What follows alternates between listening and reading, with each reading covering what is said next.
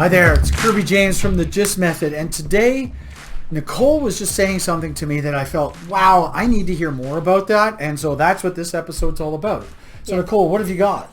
So the topic I wanted to quickly touch on stems from the last video that we did in terms of decision making and seeking feedback when you think you have something that might make a difference within the organization. Like the story we talked about last time. Precisely. Okay.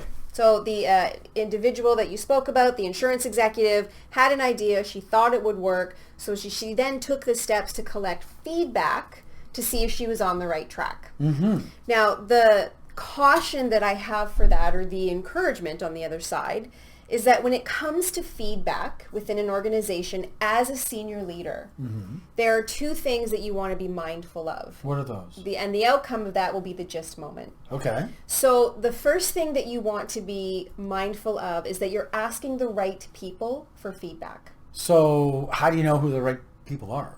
Good question. So my advice to that, and it's something that I'll talk with clients with as well, is that if you're just asking for feedback from the people in your inner circle, it's not enough. No.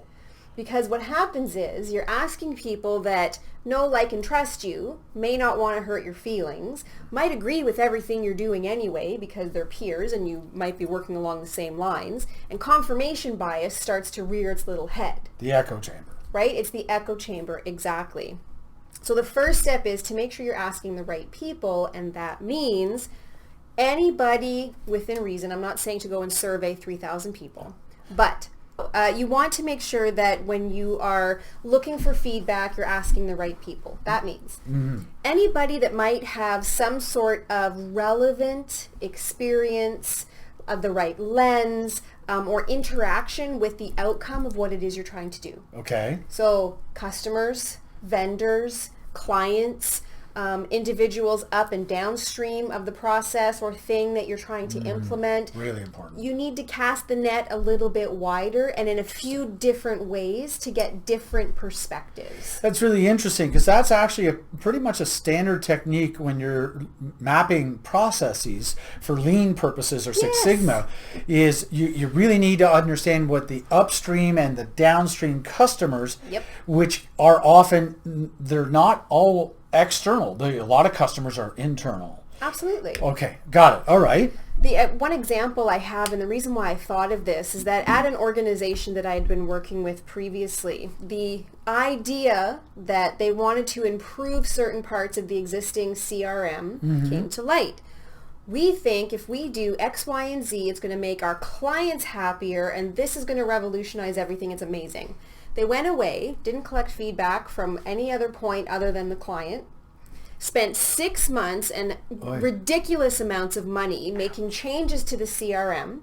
For the customer. And when they rolled it out, what they had done inadvertently, but they should have known, is they broke about 4 different pieces downstream that led to the end user, the individuals actually doing data entry and collecting information and pulling reports, broke everything so that they couldn't serve the client because no one could get anything into the system in the way that it needed. And you know, my heart would go out to the IT teams who took the direction and followed it diligently. Of course. And then they probably are the ones that are getting smacked on the nose. Yes, that's the first thing that happens, especially with when it comes to IT projects, because nobody was in the room offering their perspective, their opinion, what will happen if we touch this over here. Because what happened is, of course, they brought in an external systems architect who said, yes, I'm answering the question you're asking me, can this be done with this tool? Yeah, you do this, this, and this.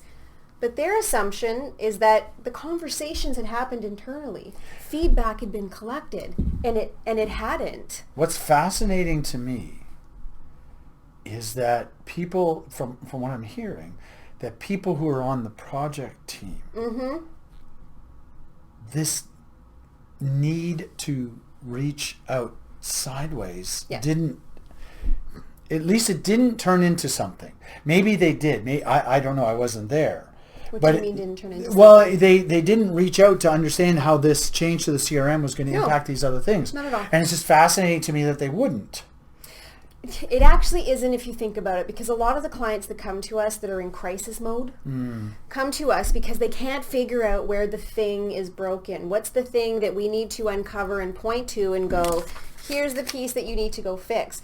The problem is, because they hadn't done any of the work in the beginning, they don't know where it's broken. Interesting. Like, they don't know. So now they're coming to us saying, oh my God, we need help, we need to be fixed. And oftentimes you dig in and find out that it's this small little decision that was made 14 months ago that had you just collected that little bit of information, the whole thing could have been avoided. We can fix it moving forward. Yeah. But you and I are all about prevention. Yeah. And that's a good point, because both of us actually prefer to work in the preventative space. 100%. Yeah. How much of our time do we actually spend, helping organizations through crises? Well, yes, I would like to venture to say, correct me if I'm wrong, but it's like 25% believe in and understand the prevention side, and then the other 75%, their hair's on fire, our inbox is blowing up, their phone is ringing, like, we're in crisis mode. And the crisis mode for this client was, oh my God, we promised the client we would do X, Y, and Z. Now everything is broken. We don't know how to fix it, and we need it to be done yesterday. Right. So it all came back to that confirmation bias, that silo. Feedback. They didn't get feedback from enough people, which is my second point. So it's not just getting it from the relevant individuals, meaning who might be touching it, who might have a perspective. It's getting it from the right amount of individuals. So you might ask one individual in a division, one piece of the puzzle, give me some feedback. But if there's 12 people on the team, you have 12 different insights. Now, I'm not saying act on all the insights. No. But everyone has a different role, a different lens, a different perspective and insight into how things work, and suggestions on how to make it better. Right? And so much of this, too, can come back to these biases you're discussing. Actually can be either overtly or implied in the way you would ask questions, soliciting the feedback. Yeah, hey, leading questions. You think this is a good idea, don't you? Right? Oh, yeah, that's such a great idea. This is awesome, don't you think? Wow, could you get that done? If you could do that, that would be great. Yeah. Without the do you see any complications, like that further layer of exploration and giving them permission? Yeah, so within all of this, in feedback collection, the GYST opportunity that presents itself comes down to identifying these three things. So are you asking the right people for feedback instead of just who happens to be in front of you? Are you asking the right amount of people for feedback? And then the third thing is, how are you doing it? Yeah. Because if you think about it, when you're first starting out in your career, especially, your boss, your leader comes to you and says, I would like feedback about this. What do you think? And you're like, yes. Great idea, boss. It's so good. Let's do it. But then if you take a step back and recognize the GYST moment, meaning who's collecting it, is it impacting that there's the bias to who's actually asking the question, how it's being asked, the way that you're actually looking for that information. There is, and you've done this in your lifetime as well, constructing surveys from that psychological and statistical perspective and how to create the question. So there's a science to actually constructing psychometrists how the feedback's going to come in. Yep. Right? I mean, there's so many ways to do it. There's surveys, there's questionnaires, there's face-to-face, there's, what are those things they do when they're food testers and they're watching behind the mirrors in you know what I mean? The testing groups. Yeah, the yes, blind exactly. test groups, yeah. There's so many ways to Coke do or that. Pepsi. Yes, exactly.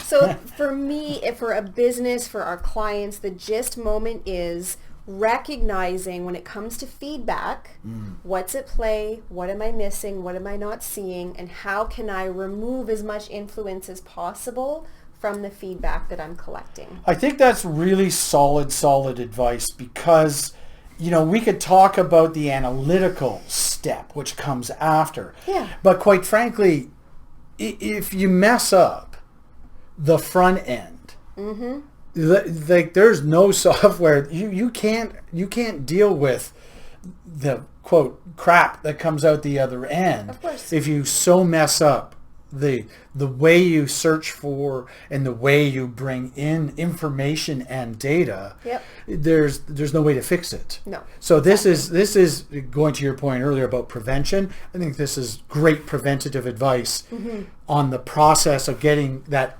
absolutely critical feedback. Yeah, Awesome. absolutely. So I would just encourage people to take a look from a practical perspective. What is it you're collecting in the business right now? And this could be outside of a new initiative, new idea, new vision. Yeah. How's your engagement survey constructed and implemented? Your customer feedback survey, like everything that you're collecting that ultimately results in data, but whether qualitative or quantitative, is there a GYST moment in there to get even more real, more specific, more clear about what it is you're getting?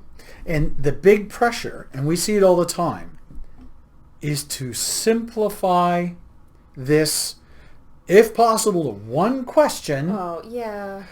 Because, people are busy. We don't want to take a lot of their time. Yep. And if you send me a half-hour survey, I will never complete it. Right. I'm like that too. Yet what you're advocating is a much more thoughtful approach to this process. Maybe it isn't a survey. Yeah. Like if it is a 30-minute survey that people aren't going to fill out, think outside the box. How else can you collect the information in a way that's valuable? Yeah, reward them, hold events. Like there's so much more that you 100 can ways. do. Absolutely. Yeah. Absolutely. This was really, really solid. Thank you very much. Thank you. As always, guys, if you want to give us any feedback, comments, concerns, questions, you can email us. Or if you're watching this on YouTube, please leave your comments below. Let us know your thoughts. Absolutely. So I'm Kirby James from the GYST Method, as always, along with Nicole Gerard from the GYST Method. We'll see you soon.